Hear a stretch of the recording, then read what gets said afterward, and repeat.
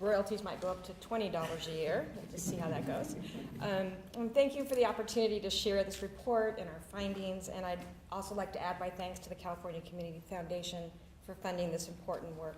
I'm going to take about 20 minutes to walk through the report, its findings and recommendations, starting with a description of the greater Antelope Valley community and its current context. And then I'll move on to discussing the 8 focus districts we studied and conclude by sharing our findings and recommendations. But first, a bit about the research process. Data collection took place during the spring and summer of 2017. We conducted confidential interviews with more than 20 individuals, including community and district leaders, as well as parents and school site staff. And we asked them about their communities, available resources, the school districts, and what they most wanted policymakers to know about the Antelope Valley. We also reviewed a broad range of publicly available demographic and economic data, along with data on the school districts that we studied. And so while there are 15 school districts in the greater Antelope Valley, we chose to focus on 8 districts located in Los Angeles County. And these include the Antelope Valley Union High School District and 7 K-8 districts that feed into the high school district. We did not include the Gorman Joint School District, which in the last school year served about 91 students. However, it is part of the Pivots Antelope Valley network. So, the Antelope Valley. As shown in the upper right portion in green on this map, it's the gateway to California's high desert. Spreads across 2 counties, the northern portion of Los Angeles County and the southeastern portion of Kern County.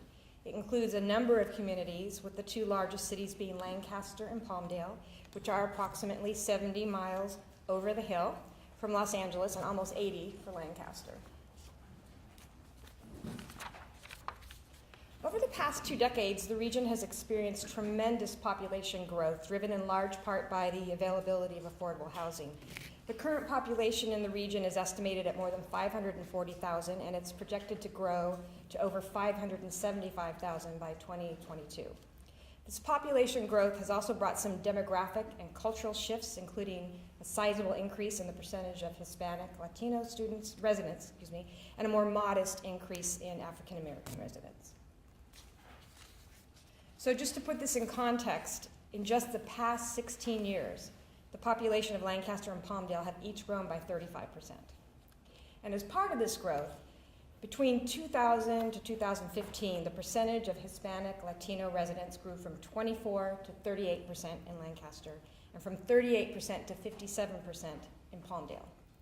And during the same period, the African American population grew from 16 to 21% in Lancaster, and stayed about the same in Palmdale, about 14%.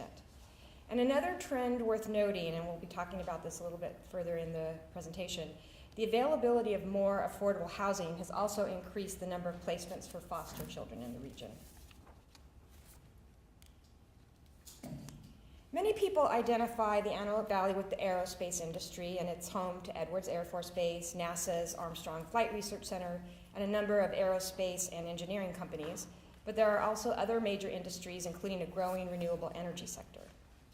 However, an estimated 60%, that's 60, of Antelope Valley residents currently commute to jobs out of the area or down the hill, with daily commuting times as high as 2 hours and 45 minutes each way, and the typical commute totaling 90 minutes each way. And I'm from LA, and I am not going to complain ever again, I will tell you.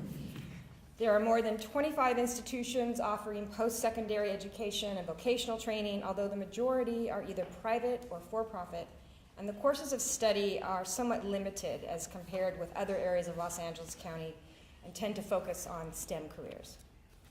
And then finally, there are more than 80 community and faith-based resource organizations, as well as numerous county and municipal agencies. The Great Recession hit the Antelope Valley particularly hard, and it's been slower to recover, although it has begun to rebound. But the rate of poverty in both Lancaster and Palmdale is higher than LA County as a whole, and the number of homeless residents in the region increased by 50% from 2016 to 2017. A 2016 community health needs assessment conducted by Kaiser Foundation Hospital in Panorama City identified a number of critical health needs in the area, with mental health ranking at the top.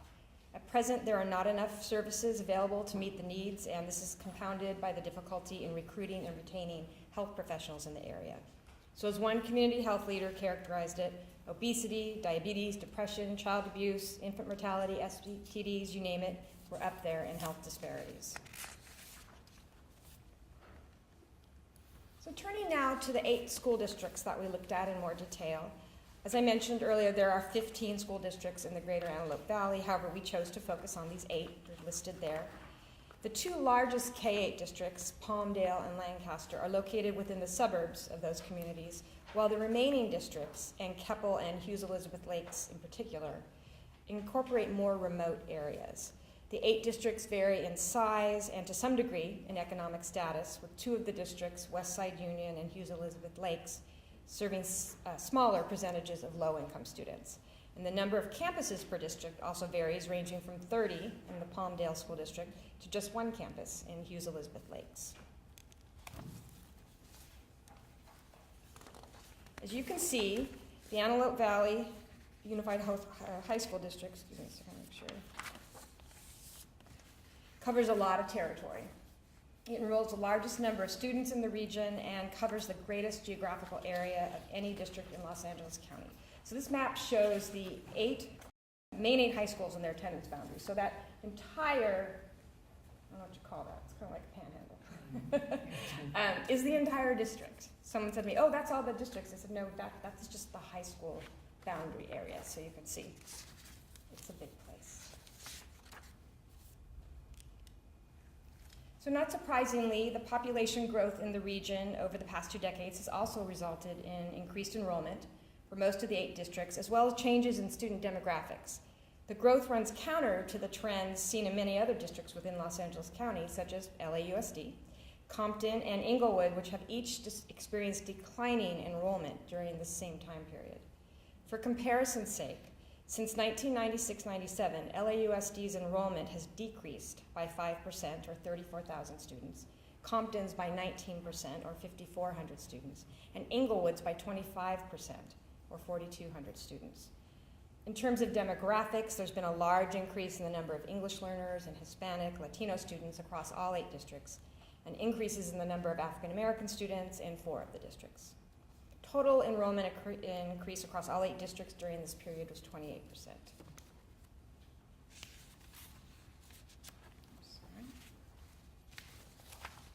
Used to having a podium here, too. Since 2000, the majority of districts we studied also experienced significant increases in the number of low-income students as measured by the percent of students who qualify for free and reduced price meals. And the high school district in particular has seen a near tripling in the percentage of low-income students that it serves, increasing from 26 to 72% since 2000. In more recent years, all 8 districts have experienced an increase in the number of foster and homeless youth. In the 2014-15 school year, which was the most recent year we had these data when we were putting the report together, there were more than 4,000 foster youth enrolled across the 8 districts. As you can see, the percentage of foster youth enrolled throughout the 2014 school year in each of the 8 districts exceeded the percentage of school-age foster youth enrolled in Los Angeles County and LAUSD. And what is particularly useful about this data set, and is perhaps one of the most interesting findings, I think, in the report, is that it shows the count of matched, unduplicated foster students by school and grade. So this matches students in the California Department of Education's longitudinal data system, or CalPADS, with the state's child welfare case management system. So this gives you a better picture of the actual number of foster youth that districts serve throughout the school year, as compared to enrollment statistics captured on norm day, which is the point in time at the start of the school year, usually in mid-September, in which districts report their enrollment data. So you can see, due to the transient nature of foster placements and placements occurring throughout the school year, that the numbers are pretty high. And to put this in context, for example, the percent reported for Wilsona and Eastside Union in 2014-15 on norm day was 4%. So that's less than half of that in the match data set. The data for 2015-16 were added just after we finished our report, but I took a quick look, and Lancaster, Palmdale, Westside, and Antelope Valley Union High School District all saw an increase in their percentage of foster youth enrollment as measured in this match data set, while Wilsona, Eastside, and Keppel saw slight decreases. However, LAUSD and LA County also saw decreases.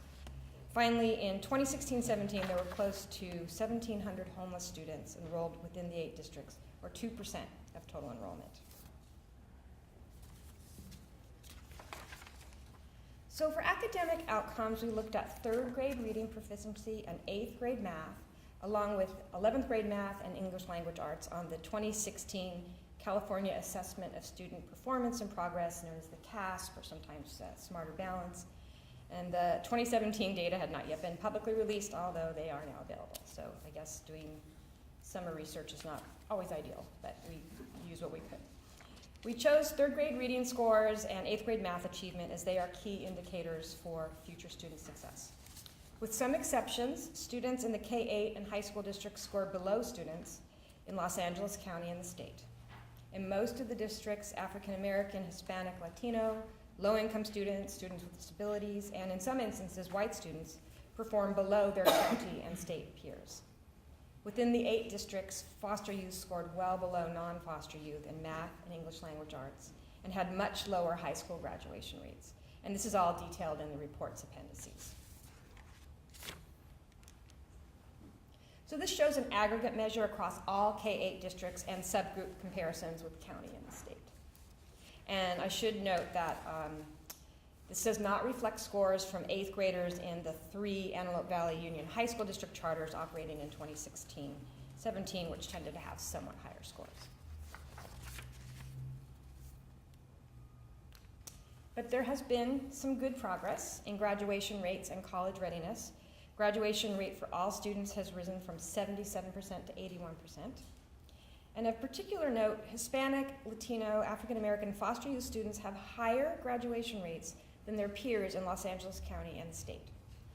And since 2011, the percentage of students meeting the minimum UC-CSU A through G college entrance requirements has also risen, going from 24% to 37%. Again, more detail and tables galore in the appendices.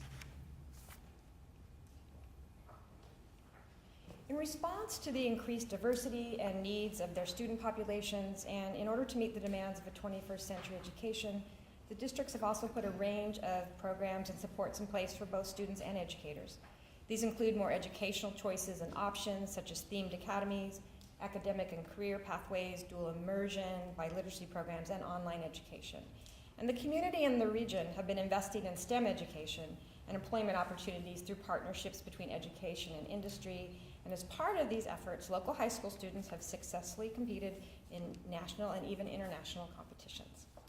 The Antelope Valley Union High School District, Palmdale, Lancaster, and Eastside Union have also been partnering with community organizations to better support their foster youth. And finally, the districts have all been putting a strong emphasis on professional development and training for teachers, staff, and administrators.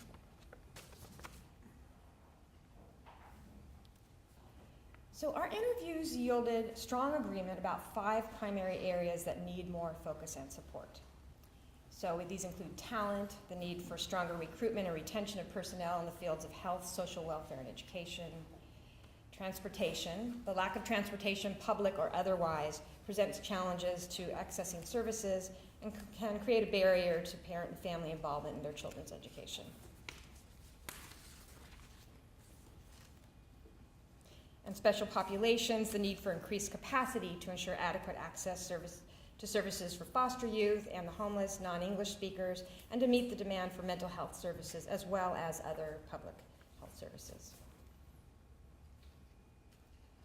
The need for more external supports, including increasing year-round extracurricular programs, especially for children and teens whose caregivers are commuting out of the area for employment, and increased resources and support from the county, including the County Office of Education, and the perception that the region is not receiving its fair share of resources.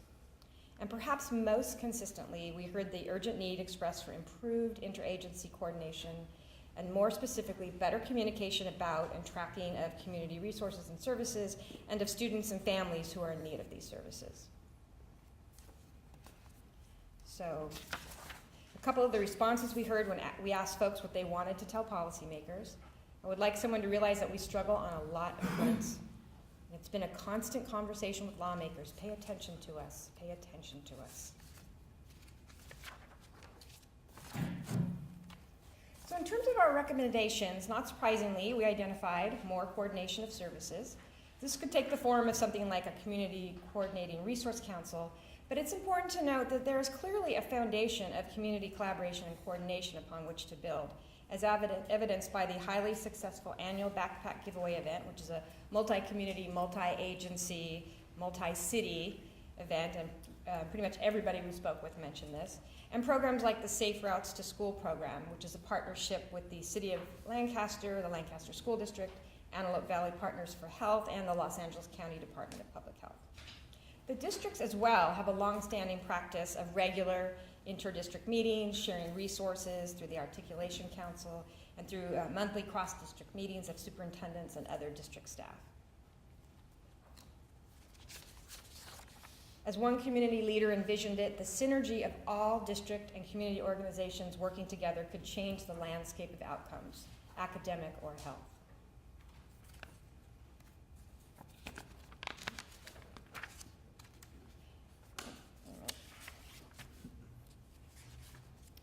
We recommend developing increased incentives to attract and retain employees in high-need fields. But in addition to incentives, this could also include cultivating more homegrown talent by offering more public undergraduate programs in education, social work, counseling, etc. A lot of the programs tend to focus again on these STEM fields because of the industry that's there.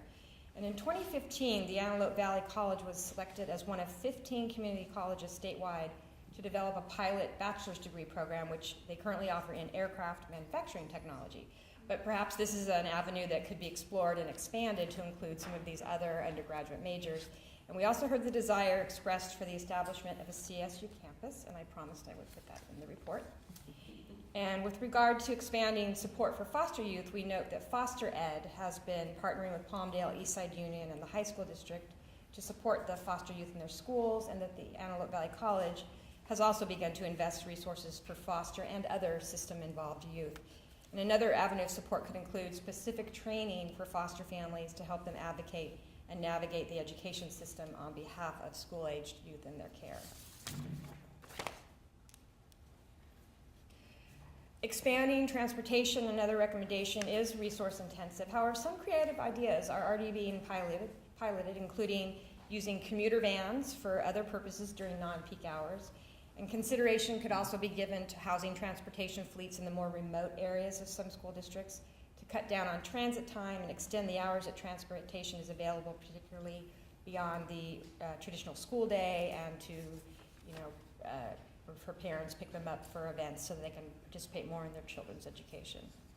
And providing more localized supports for districts, making training and professional development more accessible for teachers and leaders so they don't have to travel long distances to access offerings. This is especially critical because substitute teachers are in short supply. And more consideration of support for smaller districts and for those district administrators who often wear multiple hats. Los Angeles is a large county, and the County Office of Education is located in Downey, and that's a 2 or more hour drive each way from the Antelope Valley. The County Office of Education has moved some trainings closer to the region, but it will undoubtedly require additional resources to help the office increase its capacity to serve more remote districts. As this report highlights, the demographic changes in the Antelope Valley have a dramatic impact on the community and its schools, bringing both challenges and opportunities. The community, its students, and their families deserve increased attention and support, and it's our hope that this research will serve to bring the region and its residents into sharper focus. Thank you, and I look forward to the panel discussion.